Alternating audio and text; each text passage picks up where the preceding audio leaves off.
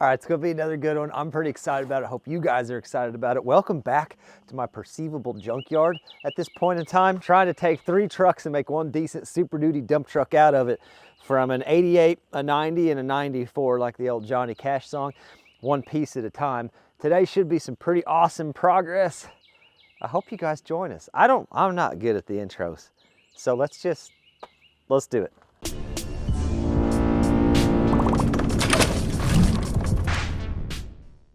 And I'd like to get the top of this painted just because the rust factor. We're not going full resto on this. We're not doing fancy paint. I'm literally gonna roll on some enamel. I felt tempted just to go vice grip style and clean it up and clear coat it. But I got another paint scheme in mind, and I think it's gonna look pretty cool. I got new marker lights to replace these. Lenses are all cracked, faded, broken. I just want to get the top done for the time being while it's at a convenient working height.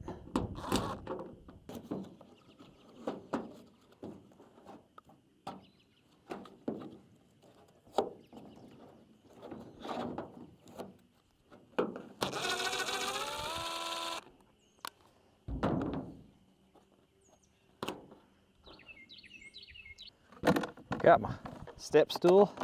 Tons of people have been asking about this thing. It's benchmark abrasives. I'll put a link in the description. I do love it. And I'm using one of their stripper discs as well.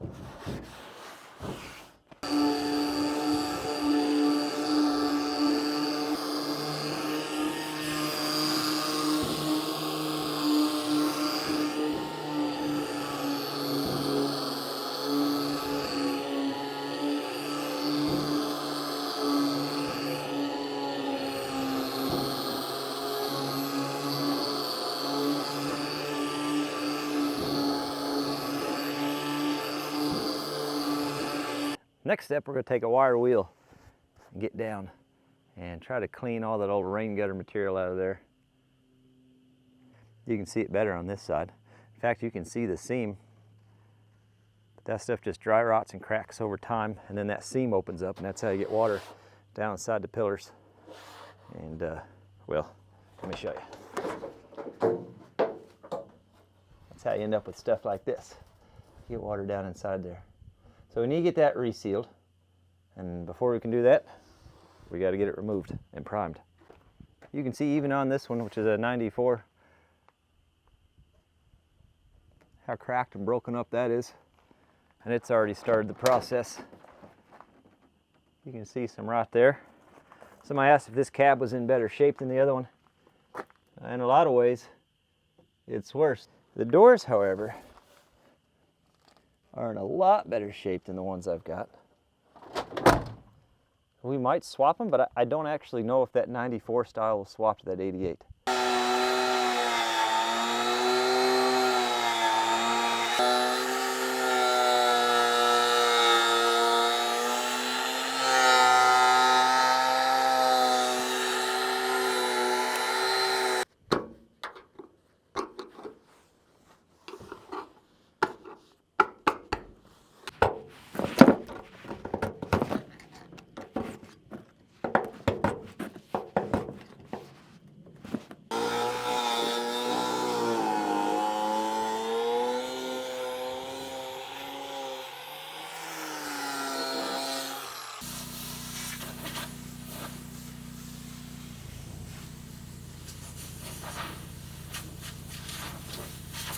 Pre-clean degreaser.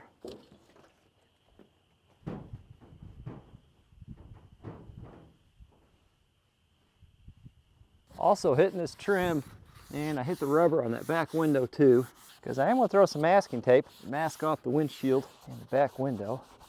Hopefully this way the tape will actually stick. And then some acetone to finish off the prep.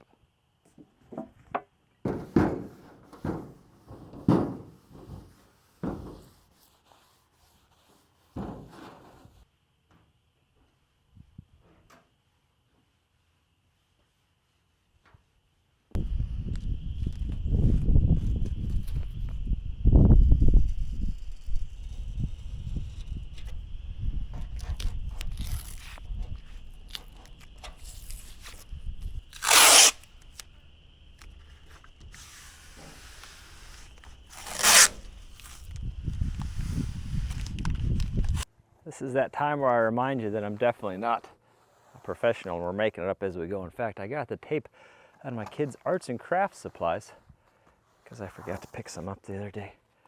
But I think it'll get us through today, except for the part where I ran out. So, it'll be fine. Using a Rust-Oleum self-etching primer. It says 2 to 3 minutes between coats. Best to use 2 to 3 light coats.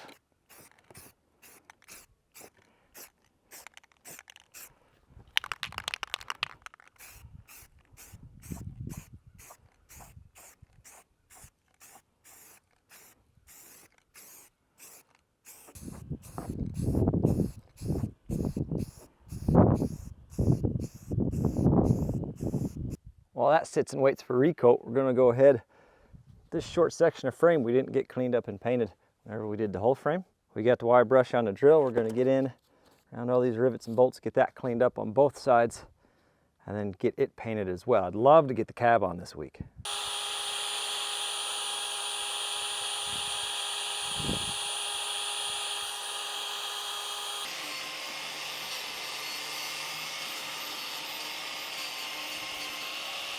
So primer on the front of the frame and 2 coats of primer on the top of the cab. That's probably all we're going to do on the top of the cab. And I mean that's all we're going to do on top of the cab. I might give it a light sand to take some of the overspray off, but I wouldn't be surprised if I didn't. These brackets on the inside, you can see the paint's kind of starting to flake a little bit on the inside of these brackets. Now this whole thing, once we get a good rolling chassis and the cab on, we're going to roll this thing back over to the house where I've got water and we'll pressure wash everything up. Most of this is from the hydraulic oil, the bed that was above it. I don't think any of this is from the actual diff, but I want to get her pressure washed up and cleaned up so we can take a gander at her.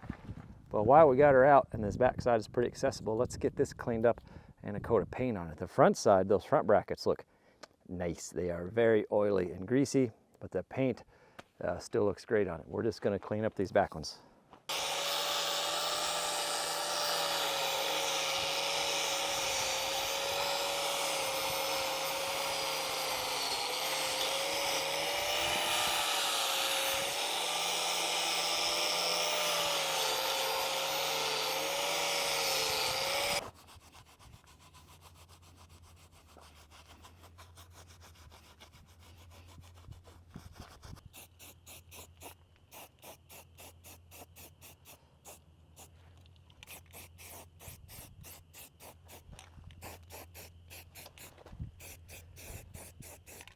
Using some high performance enamel for a little bit extra horsepower there. Partial can, full can. Okay, we're just rocking both. Cardboard's falling off the truck, so that's cool.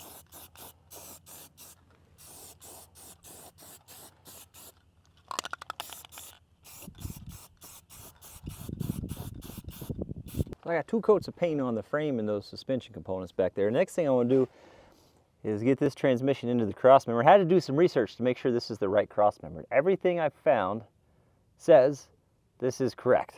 However, that doesn't necessarily mean it's correct, but we're going to give her a go. There's supposed to be another part to this cross member, I do believe, like a to here thing, but it will probably be okay. There's just no scientific way that's right. On my PTO, we're going to have some issues there. Tomorrow's going to have to be a research day. I feel like it's where it's supposed to be there. I'm missing something. We'll figure it out. We're going to go ahead on to the next thing. We're going to use this fuel tank. It is significantly better than the other 2 I have. That's tank number 1, tank number 2. There was some rubber on those straps too. I don't have anything fancy laying around, but I got this old floor mat out of my old Subaru. I think this will do the trick just fine.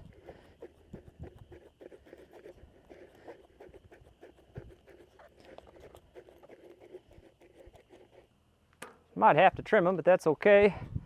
Inside this tank looks really clean. They just hook into the cross member down below. I think that one goes there. Let's position this. Let's play around a little bit here. Should have taken more pictures. See, that's molded to fit in the cross member like that. Let's do this. Let's set this thing up on a jack. Get up into place, then we can figure it out. Maybe. Okay.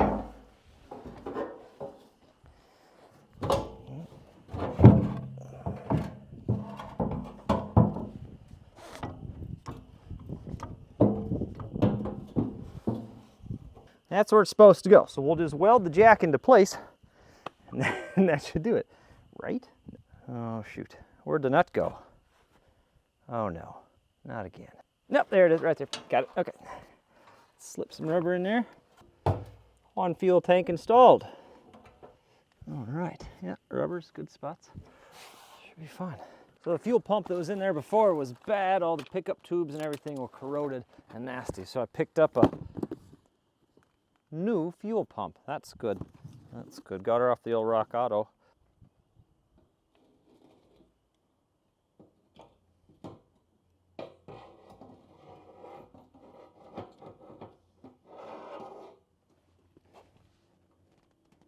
Sure that's sitting in the groove.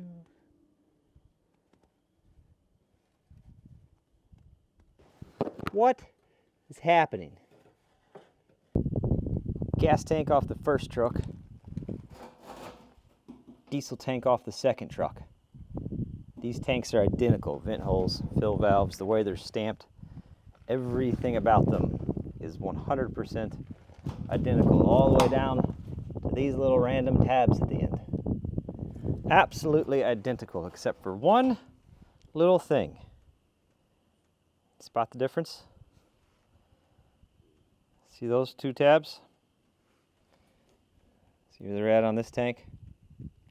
They got the diesel set up differently. It's probably to help people from getting confused and putting the wrong pump in the wrong tank. But I want that tank to work because it's the better tank. I mean, look at this one. This is the one that came out of the gas. It's not great. So I got two options. I guess I got three options. I can either spend $200 on a new tank. I can use the old crusty tank, or I could try my best at notching this tank. The only thing these tabs really do is keep the pump from rotating and twisting around during operation. I mean, that's just my guess anyway. So I'm going to use a Dremel and notch those out. It's a diesel tank. There was no gas in here, so I'm not worried about the kaboom part of it. I'm worried about getting metal debris down in there, so then we'll try to maybe hold a wet rag up on the back side so we try to catch any debris as we're cutting. There's all the shavings and stuff. I think we did a good job of capturing. That's good. Looks okay, huh?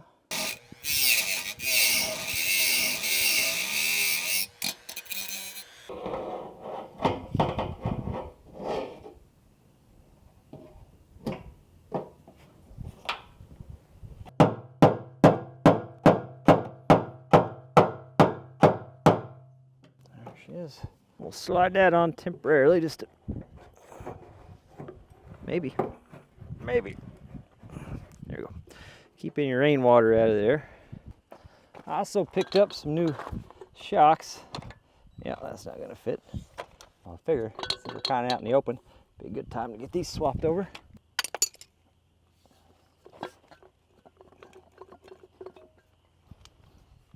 I don't know the exact torque spec, I'll have to look that up, but we can at least get them in here and get them snugged down.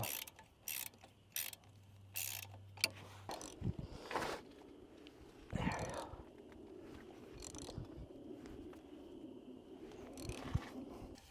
Oh, I don't know, it probably had a few more miles on her, huh?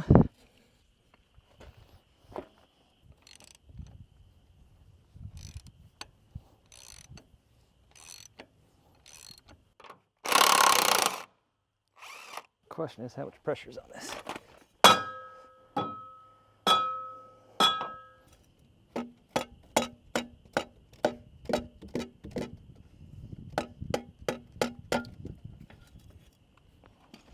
You think it goes fast or slow? I don't know. Slow. Good. Yeah.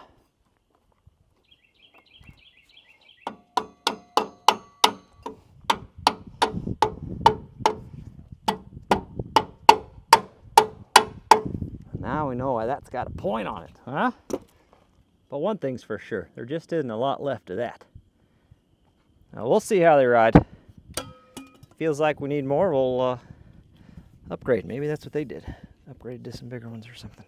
It's some of the older videos of when I actually pulled the cross member out of this transmission. So here's the cross member that's in there. It's kind of hard to tell, but you can see right here, as far as clearance goes for the PTO shaft, what they did is, looks like they did a little homemade torch work and just threw on a random plate underneath to make up the clearance for that PTO shaft.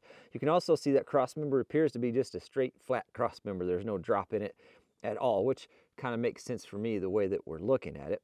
So here's what we're going to do. We're going to make this cross member work. I'm still worried about the height of this being correct, so we're not going to do the actual fabrication of the blocking on this cross member until we set the cab on, which will make it a little cumbersome because we'll kind of have to do some work underneath. But I would rather do that than take a guess and get my measurements wrong, get this all put together, and then set the cab on and this thing be sticking up too high or just be way too low. I want to make sure I get that right, but we'll do it once. It'll be a little awkward, but that's okay. Awkward is my comfort zone. That being said, we still need to support the transmission as we lift the back of the frame to get that axle slid underneath. And ratchet straps are always going to be the answer.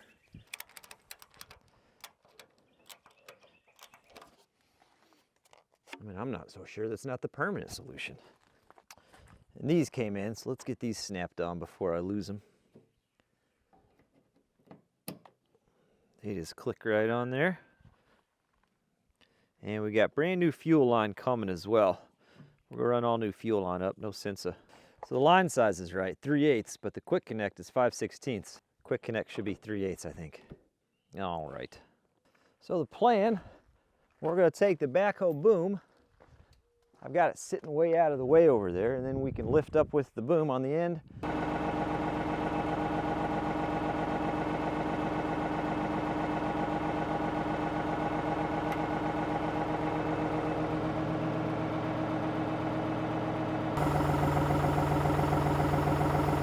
Watching that transmission up there, it's going up with the ratchet strap, so we're good there.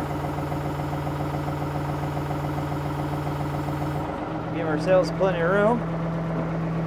Well, the odds a fella can just roll it. Oh, pretty good, I think. Try to shove those splines full of as much dirt as possible. It's a good plan.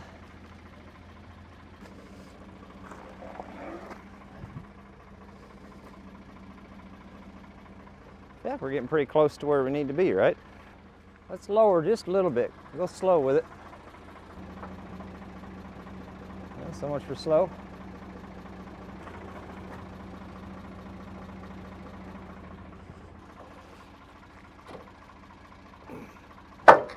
There we go. Very nice. This side's sitting pretty decent. What's the other side look like? Need this side to come out just a little bit. There we go.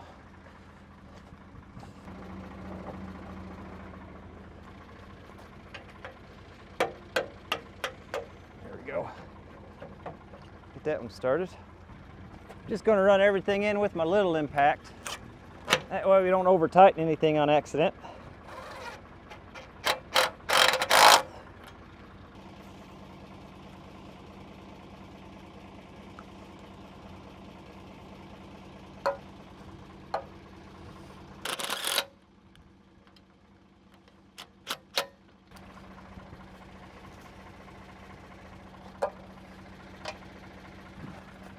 Then we got the ones on the bottom.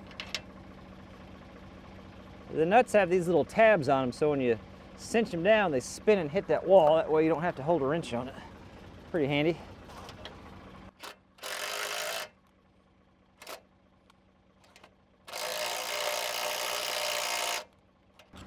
So the rear's all zipped on there, which is awesome. Let's see if we can get the front lined up. Looks pretty close, which it should be, if the rear's on. Okay.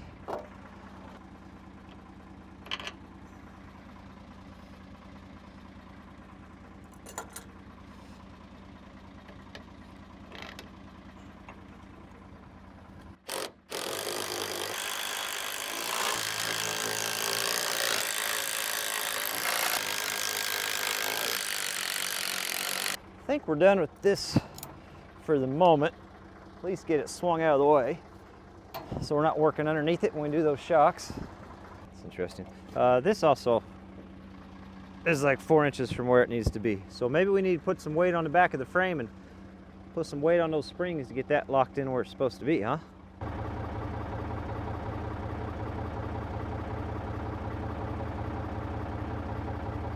It's closer, but like 2 more inches yet, which is pretty wild.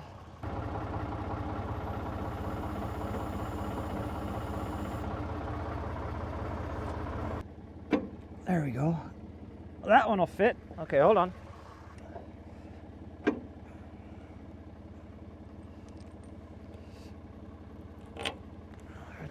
We get that one started on the other side. Make sure that's not actually under pressure. There we go. Get this one started on this side. See, washer. Let's try this. Oh gosh. There we go.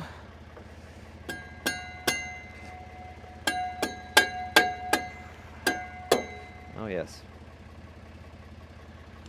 Fanciest of techniques.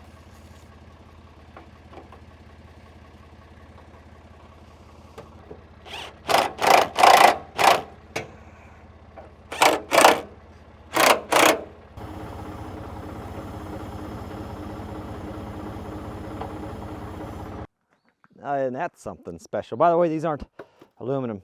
They're just covers, but they look good. And I'll probably take the covers off of those and put them on the front. Why not?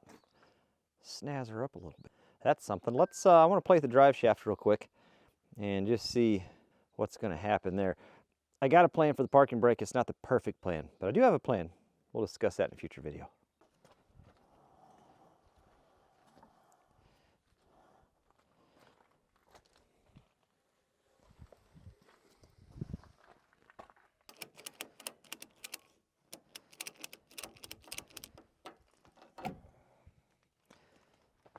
So I've got the drive shafts kind of sit up here, mocked up where they need to be. We're about a foot short, which we expected because this is a much longer wheelbase than what that 350 was. This is the drive shaft off the 350, and the U-joint is just a little bit on that end different. So here's what I'm going to do. I'm going to take both of these drive shafts to the driveline shop.